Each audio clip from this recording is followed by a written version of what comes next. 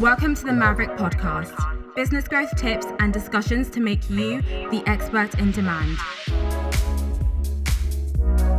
Hello guys, back on the Maverrik Podcast, and today we've got Jack here. Hello.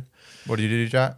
Well, I'm a junior video editor and I help produce the podcast and do all the live streams for Maverrik.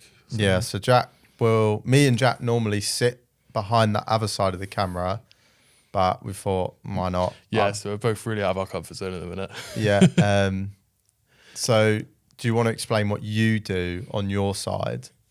In regards to like podcasts? Yeah, we'll talk about podcasts first, because me and Jack do a very different thing of videos. We do anything from like editing, live streaming, podcasts. So I think we should just really go through every little bit we got. So let's start with the podcast. So from your side, you'll do... Yeah, so basically we're coming here, we set up all the cameras, set up all the audio, set up the set, basically. Come in here, we get everyone's levels, make sure the audio's all working fine, cameras are all framed properly.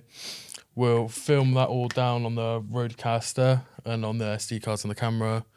Take that upstairs, pop it in the Premiere Pro, mash it all together.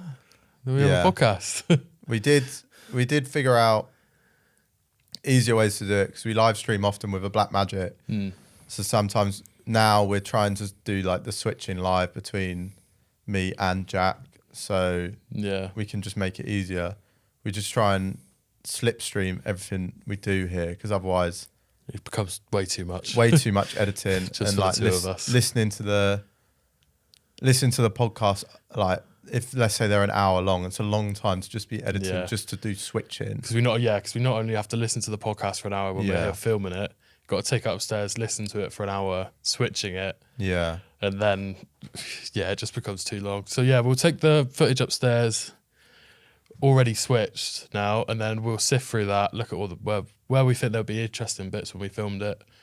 Find like snippets and shorts to use on like TikTok, Instagram, LinkedIn. Yeah, because like we did a podcast the other day with Ropper, and we were talking about how we all use it for like social media and stuff, and we'll often take these podcasts, make them shorter, and then Jack will do a lot of the finding the snippets. So like someone like Dean, he'll go in and do an hour podcast with some guest he's got on.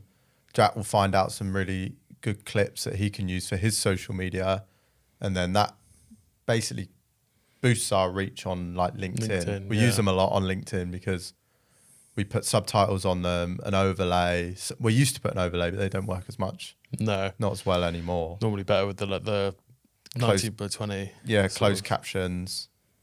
Usually we used to do a lot of subtitling on our end, but what we're finding now is the real format of that phone, like your phone size, is a lot better than doing the square format in which it used to be for Instagram, and using like all the closed captions that we used to use. Using the integrated ones they use on their platform. Yeah, they do a lot boosts better. It better than our...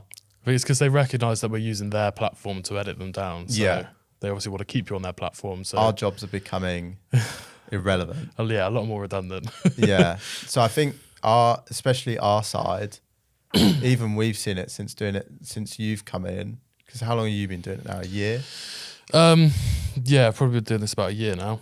Yeah. So like even since then, you've got all these AIs coming in. I was saying to Jack the other day about that AI that's trying to do special effects now. So you type in, remove this microphone, and it will do it for you. Whereas like you go into After Effects, do all the rotoscoping, doing like all the all the boring stuff, which will take a bit of software, about 10 minutes now. Now it's going to be so we're not fully redundant yet, but we're still here. Yeah, hanging on by a thread. Well, this is where we can't be redundant, is when we do the live streaming. Yeah. So do you want to explain what we do for the live streaming? So we'll do live streaming for us. So we do our webinars live, either here or from Dean's office, anywhere really. Yeah, they can be remote. Yeah, remote as well. So for ours, we do them here. So we'll basically set up a camera and a mic, just like we're doing now. Get that all running into the PC, and then we'll open up a software called Restream. Restreams basically it's a platform where you can link all of your social channels. So you could put your LinkedIn event on there, your YouTube event, your Facebook, Twitter, all of that. You basically sync it up. So it's basically like I think you were saying the other day, it's like a dumbed down OBS. Yeah. So OBS primarily used for like streamers and gamers, we don't use OBS because a lot of the time we'll get clients in or guests in and they'll want to either learn that software, so we'll recommend that one. Yeah. Or they've got a feature where you can send them a link, sorry, and then it will just invite them to like a Zoom call, but on their platform. And then we can control their camera, can't we? We can control basically them being live without them being able to fuck themselves over by being in control. Yeah, pretty much. So then it just becomes a place where they could just sit at their desk with a webcam, a mic. It doesn't have to be anything special. It doesn't have to be a camera. It doesn't have to be anything like this. Yeah. You just sit in front of their computer, do their presenting bit. We can be in control of when they skip their slides. They don't even have to do that, that's although true. some prefer. But all it becomes to them is just sit down, present. We link up all the social channels, we stream it, we end it, we do everything.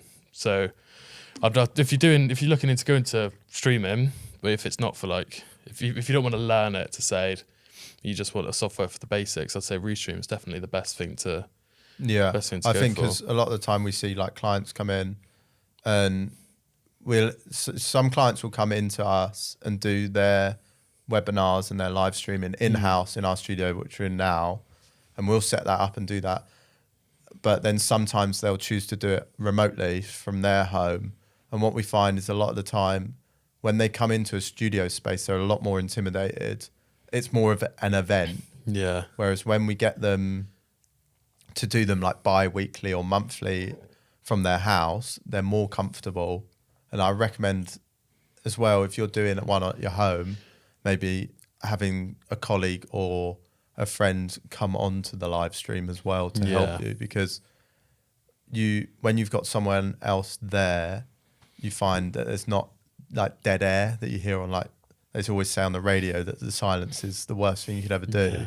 And it always, you can portray that on the live streams as well, is when you stop speaking, people just switch off. They don't care anymore. So because you haven't got an actual, like an audience or a crowd of people sat in front of you. You are essentially just talking to your camera. So if you switch off for that 5-10 seconds, it's just dead space. Then it can get a bit. Yeah, I think the people that imagine that they're actually talking to people in a room, it works so much better, because when you realise that you are just two men sitting in a studio with two cameras and a TV, it can be a bit weird. Well, it depends what you're filming. Yeah, well, it depends that. Or it can be a great time, whatever. And then what else do? We do a bit of filming outside. So in Maverrik, we do a lot of events. So we've got one coming up in Bristol. Where have we done? We filmed some in Bristol, London. We've got some coming up in Birmingham. Yeah, Miami, Manchester. Dubai. Yeah, Miami, Dubai. Those are the big ones. So they'll be nice. So we often go to those events and film the not the whole thing, because that obviously takes ages. So we'll film snippets off that then we can portray what you can learn at these events and what these events entail. Why it's worth basically coming to them. Yeah, like creating more short form content to basically promote more events. Promote what we do online, but in real life. Because I think a lot of the time it is different when you see these people that you've seen online all the time come into the online events and then they come to the real life events, and it is a different experience for them. And filming that just portrays that we do events all the time. But filming outside of that, we don't really do much outside of the studio. What else do we do? That's a question.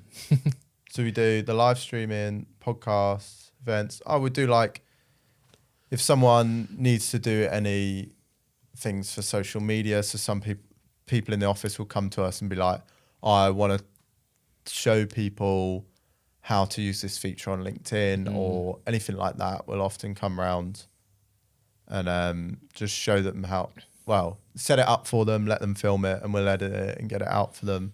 Yeah, or it's like another thing I did before with those LinkedIn tutorial videos. So a while ago now, basically you'd search out what the most asked questions are for LinkedIn. So for instance, what is a third connection, or how to remove your connection invites, or something along those lines. It didn't have to be anything specific. So what I'd do then is I'd go onto my LinkedIn, I'd screen record how to do it, pop that into a Premiere, then I'd go through, basically add a bit of text, just say, now you do this, now you do that. And it's little walkthrough videos like that. Yeah. You do a lot of promotion videos. Yeah, I do a lot more. So Jack does a lot of the snippets and like the more video side of it, and I'll do more of the motion graphics. So anything to do with like the promo stuff. So let's say we have even an event coming up, or a program that we want to promote. Yeah. I'll make some fancy motion graphics and all that. Jack's learning to do all the motion graphics now, so he'll implement some that we'll put into promo videos, snip them in there. Because that's what I was going to talk about, was like, how did you find learning like Premiere? Daunting? Not too bad? I mean, Premiere was all right. Premiere's fine, I think. Cause I've always kind of, even when I was younger, I'd like messing around with like video editing software. Like me and my mates would go out filming stuff. And stuff. I used to. The classic stuff. Yeah. The college. Yeah, the stuff. Zombie film. Yeah. Making a zombie short, showing it to the class. Everyone the stuff you'd never want anyone to see now. So like in media, you make music videos for songs and stuff. We basically do all that when we were younger. And so I've always had like an interest in filming stuff and editing things, like doing things like that. And I used to use, Sony Vegas? Sony Vegas, the easiest one to crack. Yeah. That's why I've really used it, because it's the easiest so you to could get download for it for free. Yeah. So I'd use Sony Vegas. And once you kind of know and on Premiere, because it's not much like motion graphics-y stuff. No, it's just like bare bones editing. So as long as you know how to like cut clips and just do the bare bones of editing. I do think it is not the best editing software. I think a lot of people are now moving over to DaVinci Resolve. And I think that is a very good platform, especially, color grading, 100%. We don't really do anything like that here because we don't. There's not.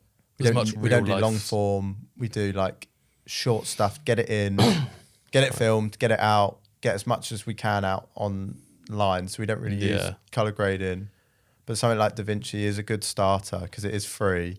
So if anyone is looking to get into like video editing, I'd say try DaVinci first. If you like it, unfortunately you have to pay premium, a lot of money for Premiere, and you're paying it monthly.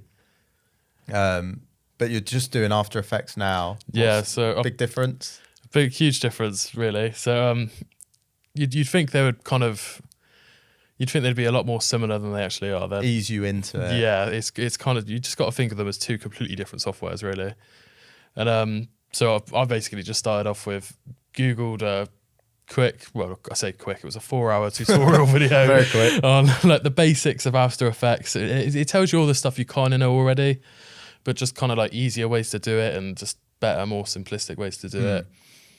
Then it kind of goes on to like how to swipe text across the screen, how to easy ease, F9, easy ease, everything, easy ease, easy keyframes, just make everything look a lot more cleaner and professional rather than just having something start there and move there. Yeah, always like watching these videos. I always found when I started was watching those videos, but having to do it at the same time. That's what I've been doing. Yeah, you watch those videos, and then it goes straight out your head. But if you do what they're saying on the video, like I did a course for the Cinema 4D, never used it, but on the course it was good because it gave you projects to do, gave you homework, and that helped me a lot more to learn it. Otherwise, I would have just watched the videos and forgot. Yeah, so basically the one I did in the description, it was like a zip file. It gave you the projects. It wasn't like full of assets and stuff. It was basically just stuff, laid out so you know, like, oh, while he's doing this, you can do it as well. It may not be relevant to what you're doing as a job, but it can. Yeah, it helps you learn the bare bones. And a huge tip I would say if you're learning anything like this is just Google. Just Google everything. That's what I say to Jack. When Jack started to get annoyed when it's impossible to ask Joe a question how to do anything. Because I just say Google it because that's the way I learn. I think it sometimes the way I see it is if you Google it and it gives you the answer, you never needed to ask that question. So it's quicker for me to explain it than for you to Google it. So you Google it and then have a look. Because what the bonus of what we have here is like people who know about software. Like I never knew about Illustrator when I got here. I was always Photoshop. Like the previous job I used, we never did any illustrations. So it was all photography that I was implementing in. So I only used Photoshop, but like now we got graphic designers in and they help do the illustration stuff. So I've learned massive about Illustrator, which I never thought I would. I don't know where I was going with that. Going off on one. Literally just learning new things. Yeah. I think the main thing, if you're doing anything like this, you've got to really, I don't want to say love it, but because You've got to enjoy it. Yeah, you've got to enjoy what you're doing, because I don't know if Joe said it before, but you could sit there for hours looking at the same thing over and over and over again. And it does get quite repetitive, boring. Some videos you do that just, they never seem like they're going to end, but then you just got to step away for a bit and then come back to them. Yeah. So we always find that because we do a lot of stuff in here that involves LinkedIn, it can get very monotonous just looking at the same content all the time. Yeah. But that's where the difference between, I think, doing it as a job and doing it as something, as a hobby, is a lot of people don't realise is like, to make money off doing what we do, you've got to be interested enough to learn it on the side, because the stuff that's going to make you money to help you get better is not always the stuff you're going to enjoy. Yeah. So you've got to do the bad stuff to get to the good stuff. So like we'll do 10 different videos on a social media platform or something like that, which will then let us do a promo vid every so often, and we'll enjoy them more, or like going out filming and stuff. Yeah, 100%. Yeah, you got to outweigh you got to do the bad stuff to learn it's like, I think when I was a kid, I played guitar, never liked it. Well, never liked it because I never got good, because they always told me to learn the chords and the, like, what do you call them? The scales. Yeah. Never learnt the scales, just wanted to play all the solos. You just wanted to be able to walk in and be able to be amazing at it. So that's where learning the scales did me over, because I didn't learn the scales, so I never got the foundations. So like the foundations of doing the boring stuff is always good. Well, I don't think there's anything else to really talk about from our end. We'll probably do another podcast soon. I didn't find it too bad, actually. How did you find it, Jack? I think that was all right, to be honest. A lot better than I expected it to be. So that's all right. Well, thank you. Thanks, Jack. Cheers. Thank you very much.